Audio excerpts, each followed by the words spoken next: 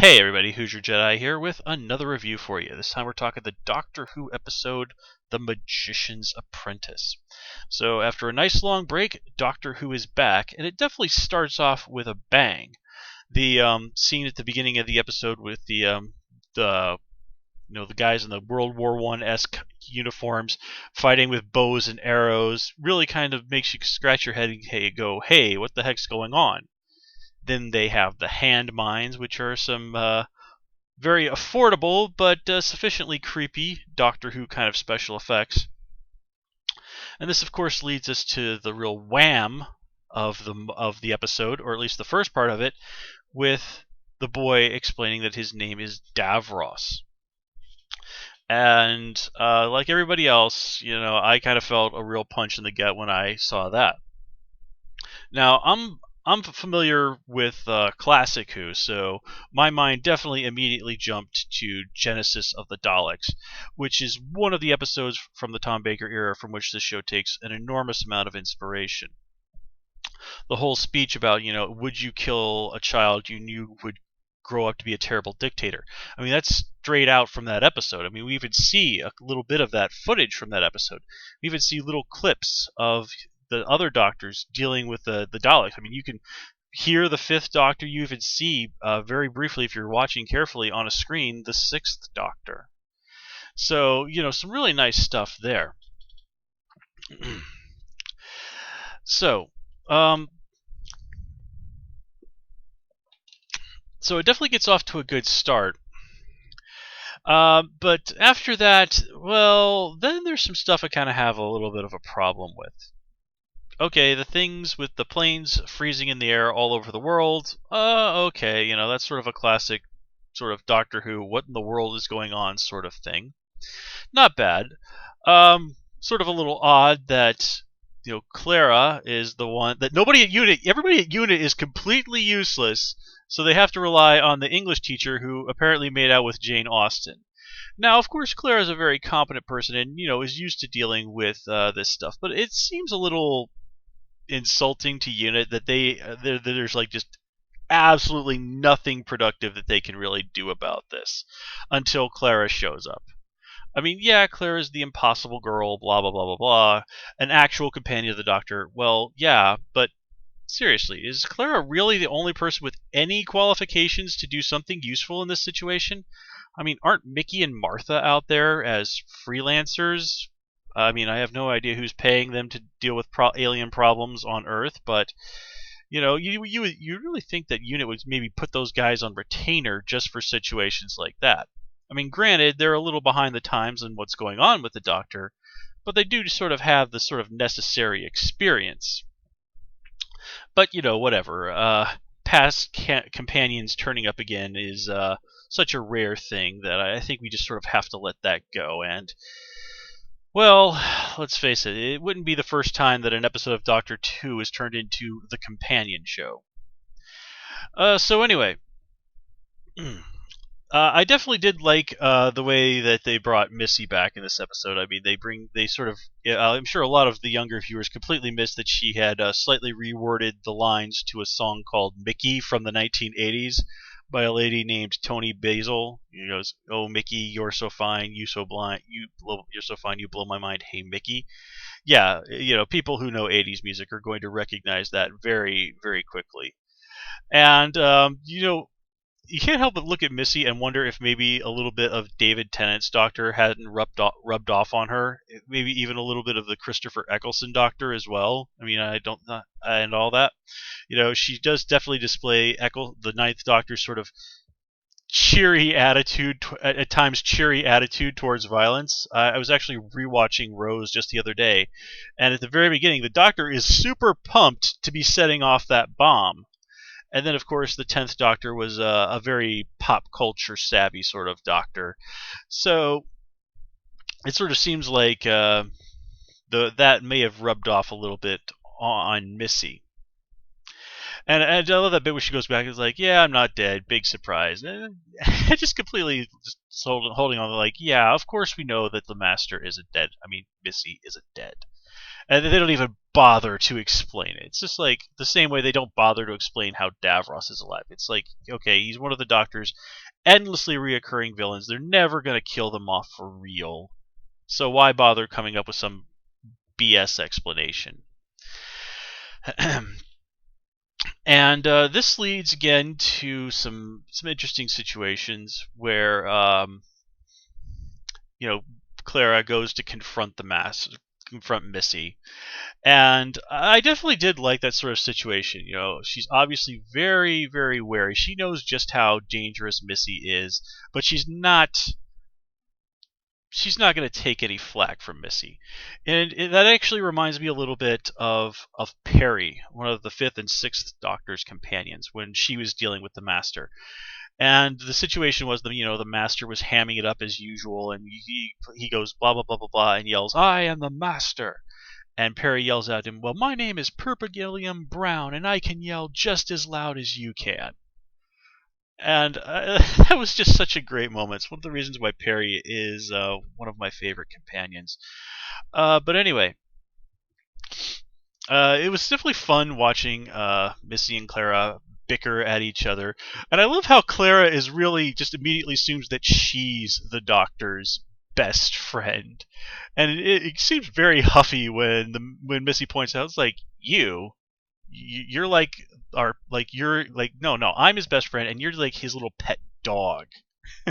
And yeah, that was very insulting, but yeah, as bizarre as it is, it really does make sense that the Master is the Doctor's best friend. His best friend, and well, apparently, much as we'll see, not exactly his arch nemesis in the Doctor's opinion. um, But yeah, and I do like what Missy also says there, that the relationship between her and the Doctor is they're enemies and they're friends at the same time, and this is all just so beyond Clara that she doesn't understand.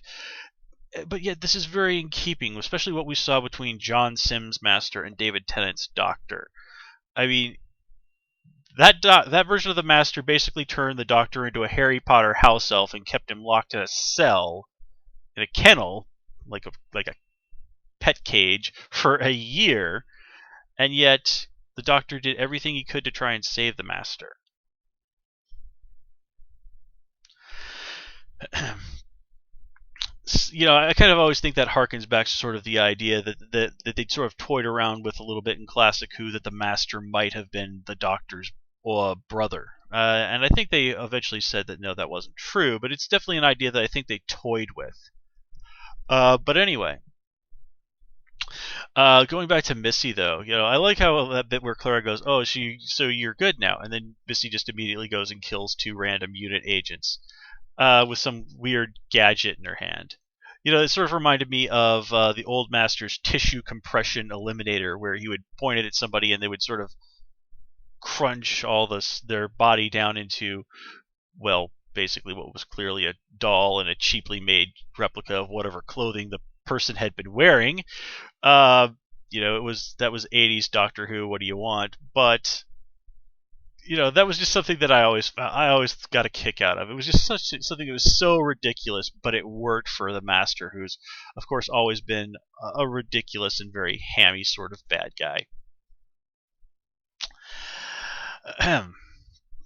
So this after that though, that's where I think the episode really kind of takes a downward turn. I mean, that whole thing with the Doctor hanging out in the 12th century, just playing the guitar and messing around with a tank, making puns and jokes that aren't going to make sense to anybody for hundreds of years. I mean, Peter Capaldi is obviously having a complete and utter blast with the whole situation, but it's just so self-indulgent and just doesn't really accomplish anything. I mean, no. I mean, no doubt about it. It's Peter Capaldi having a great time and really just going to town with what he's given. But it's just no. It's just so like this is ridiculous even for Doctor Who. This is kind of one of those situations where I kind of call these the George Lucas moments, where the creator has just gone so far off the reservation. You sort of realize there are moments when you realize, like, man, there really was nobody around saying, no, you don't want to do that. That's a really bad idea. I mean, seriously, that if that doesn't explain the Phantom Menace, I don't know what does. But anyway, so the episode definitely does pick back up once we get Missy and the Doctor and Clara to what they eventually discover is Skaro. The Doctor sort of using gravity as the clue to make sure that Missy's caught on to what's going on. Again, since I watched Rose just the other day, that kind of harkens back to the Ninth Doctor's comment about how he can feel the rotation of the Earth. So apparently the Doctor was not being metaphorical there. And then it also kind of gave us some moments to see another chance to see Missy and Clara bounce off of each other in a situation that's a little less hostile. They actually get to share a fun moment together, which really kind of makes me think about the title of the next episode, The Witch is Familiar.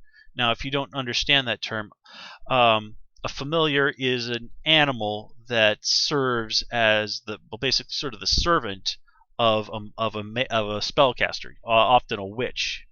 And of course, that's one of the reasons why people have a negative association with black cats, is that they were considered the sort of animals that were ideal familiars for witches. So you have to wonder, well, what if the master started taking on companions, or what if the master poached one of the Doctor's companions? I mean, the John Sim master was married, and we actually did have Turlo, who was actually technically at the one time plotting to kill the Doctor at the behest of the Black Guardian. But just sort of the idea of Clara sort of being forced into a situation where she's actually Missy's companion.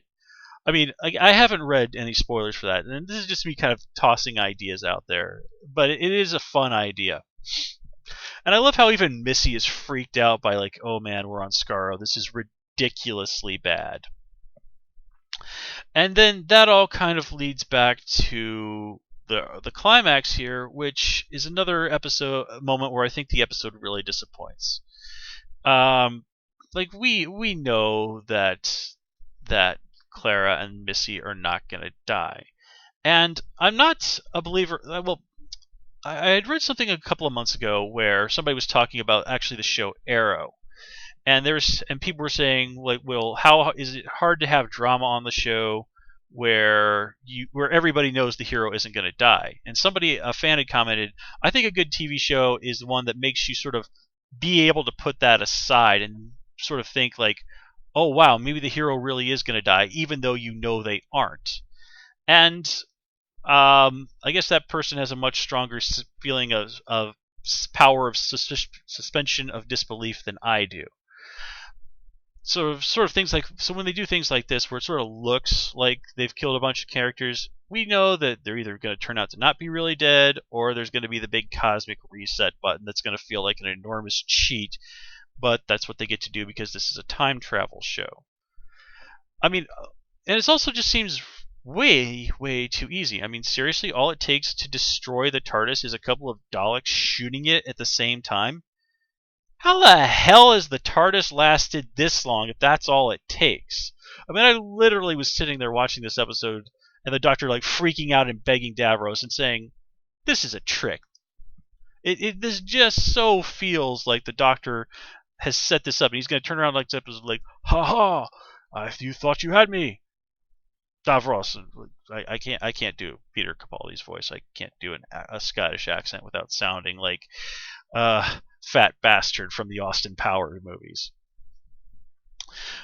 So yeah, I mean, on one level, this is sort of one more crack at revenge on the part of Davros, especially in regards to this new information of him remembering the Doctor having a hand in what obviously shaped his life.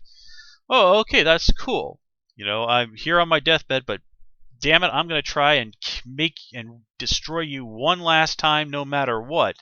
Well, yeah, that is totally in keeping with Davros's character. And it does definitely lead to that really great moment at the end with, the Doctor pointing the gun at young Davros and going, exterminate. I mean, it's a real like, oh man, I can't wait till next week sort of thing. But at the end of the day, this feels like an episode with a few really strong highlights, some really nice character stuff, especially with Michelle Gomez as Missy.